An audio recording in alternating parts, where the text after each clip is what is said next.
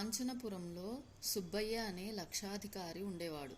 అతను పరమలోభి, జన్మలో ఎవరికి చిల్లిగవ్వ దానం చేసిన పాపాన పోయినవాడు కాదు. ఒకరోజు ఊళ్ళ వెంబడి తిరిగి ముష్టి ఎత్తుకుంటున్న ఒక బిచ్చగాడు ఆ గ్రామం చేరాడు. లక్షాధికారి అయిన సుబ్బయ్య ఏమైనా భిక్ష వేస్తాడని కొండంత ఆశతో అతనింటికి వచ్చాడు. ఆ సమయంలో సుబ్బయ్య ఆ గ్రామ పెద్దలతో ఏవో విషయాలు చర్చిస్తున్నాడు.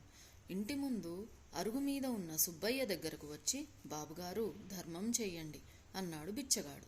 లేదు పోరా అన్నాడు సుబ్బయ్య. చింకి బట్ట ఏదన్నా ఉంటే ఇవ్వండి బాబు అన్నాడు బిచ్చగాడు. లేదు పో అన్నాడు మరల సుబ్బయ్య.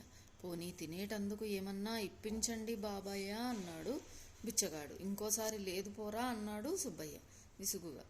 అయితే ఓ చుట్టముక్కైనా దయచేయండి అన్నాడు బిచ్చగాడు వదలకుండా. సుబ్బయ్య కోపం వచ్చింది. లేదు పొమ్మంటే నీకు కాదా అన్నాడు కళ్ళు పెద్దవి చేసి. దాంతో, అయ్యా, ఇద్దరము ఒకటిగానే ఉన్నాం, నాతో పాటు రండి, ఇద్దరము కలిసి అడుక్కుందాం అన్నాడు బిచ్చగాడు. ఆ మాటలు విన్న అక్కడ పెద్ద మనుషులు గట్టిగా నవ్వడంతో సుబ్బయ్యకు బిచ్చగాడిపై ఎక్కడ లేని కోపం వచ్చేసింది.